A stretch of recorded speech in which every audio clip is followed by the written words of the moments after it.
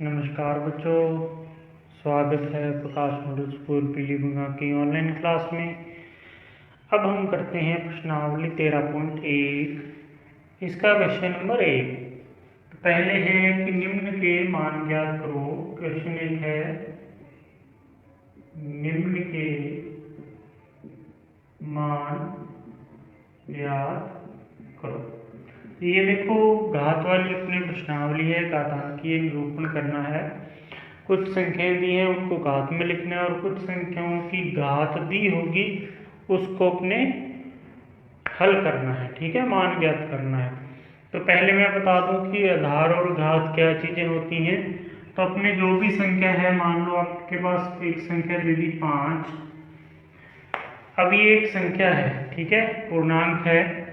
इसके ऊपर इसकी पावर मैंने लिख दी 2, 5 की पावर 2। इस प्रकार लिख सकते हैं 5 की पावर 2, ऐसे बोलते हैं। लेकिन यदि हिंदी में देखें तो इसको बोलते हैं घात।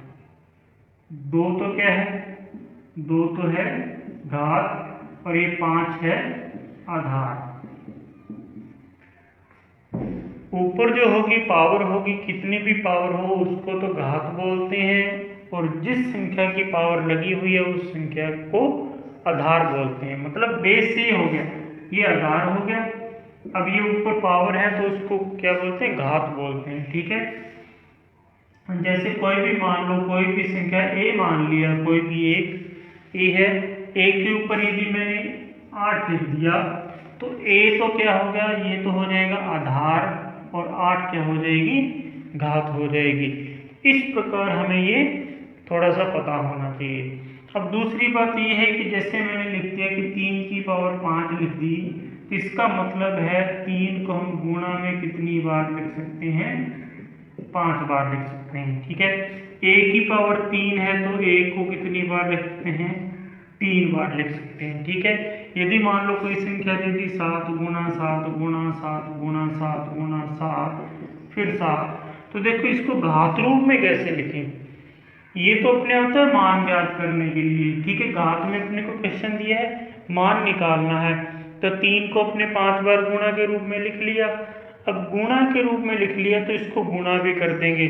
गुणा करके करेंगे 3 को 3 से, फिर जो उत्तर आएगा उसको 3 से, फिर आगे 3 से, फिर आगे 3 से, तो जो उत्तर आएगा वो इसका क्या हो जाएगा, मान हो जाएगा।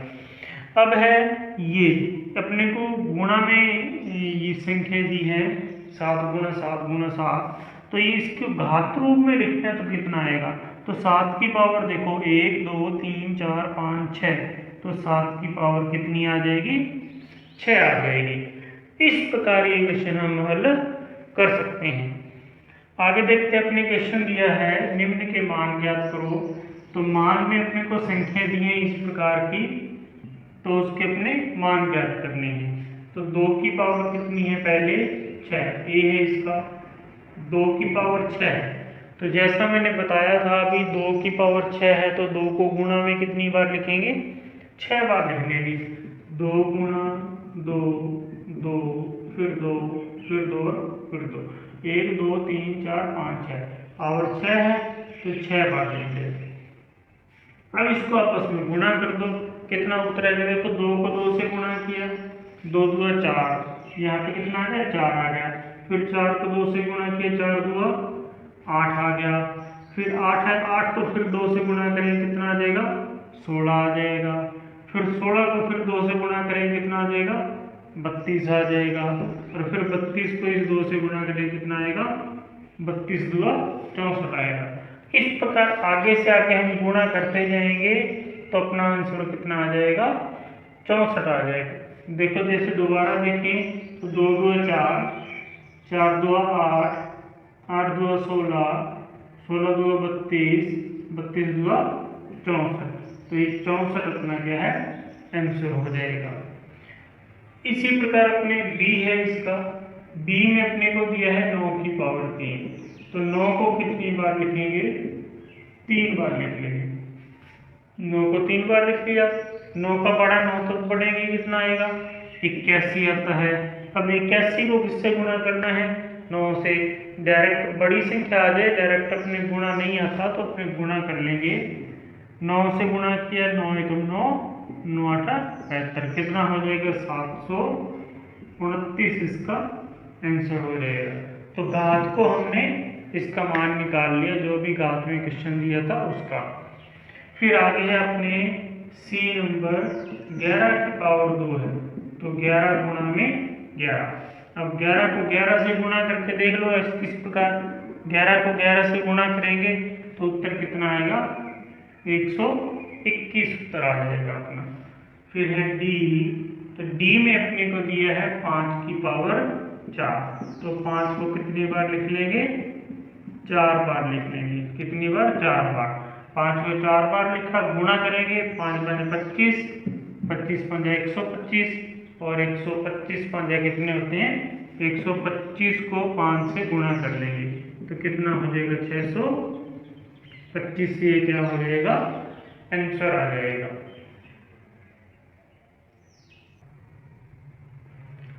आगे हम इसका दूसरा क्वेश्चन करते हैं।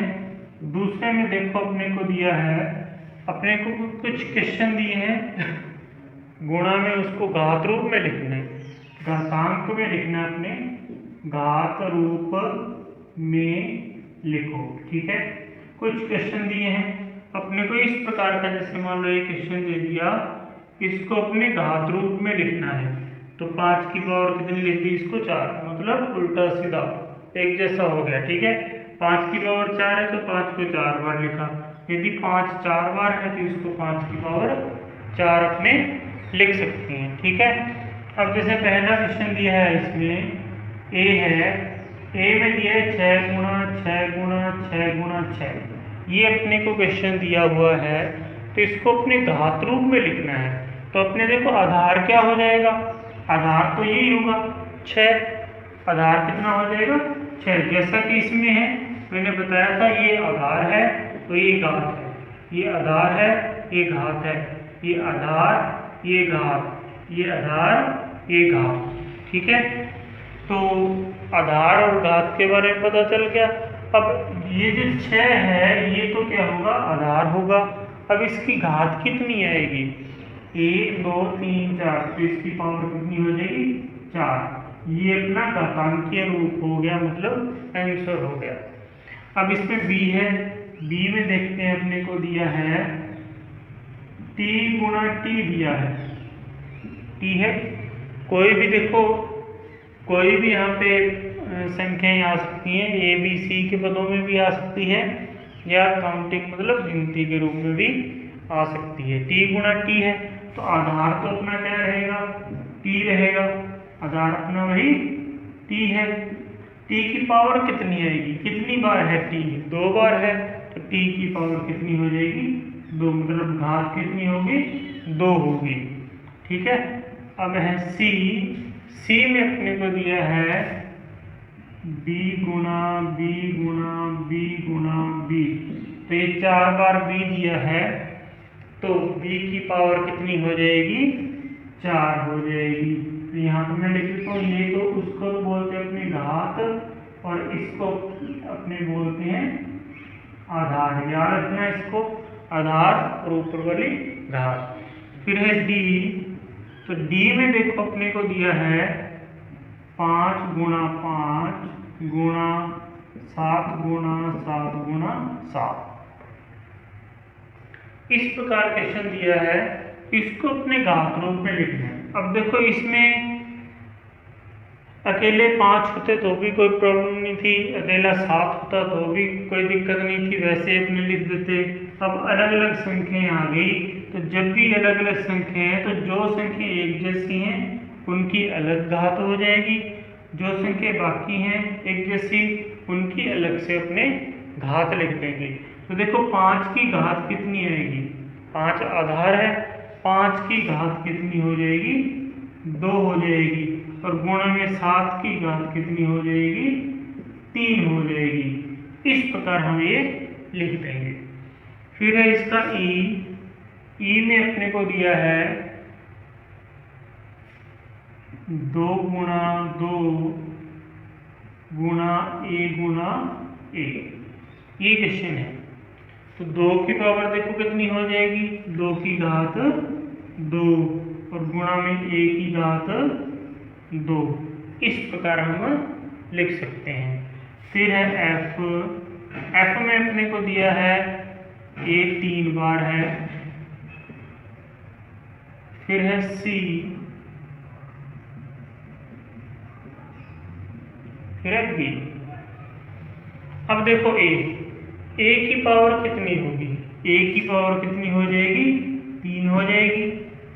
सी की पावर कितनी हो जाएगी, 4 हो जाएगी। और बी अकेला है तो बी। अब देखो, अब यहाँ पे मैंने कैसे लिखा कि यहाँ पे गुणा का निशान नहीं लगाया। तो यदि इनके बीच में गुणा का निशान ना हो तो भी हम इसको किसमें मानेंगे, गुणा में। पर ध्यान रखना, जैसे कोई संख्या लिखते हैं अपने 5 की पावर 3 और 6 की पावर 3, इनके संख्याओं के बीच में गुणा लगाना जरूरी है, ये गुणा लगेगा। लेकिन यदि इनको चर पद बोलते हैं, ए बी सी के पद आ जाए, ठीक है, तो हमेशा ऐसे लिख सकते हैं अपने A B C. A B C लिखा है तो इसका मतलब, गणित में इसका मतलब ये गुणा में ही माने जाएंगे। इसलिए यहाँ पे मैंने गुणा का निशान नहीं लगाया। और यदि हम गुणा लगाते हैं तो भी ये हमारा बिल्कुल सही होगा। ठीक है, इस प्रकार ये क्वेश्चन हम कर लेंगे।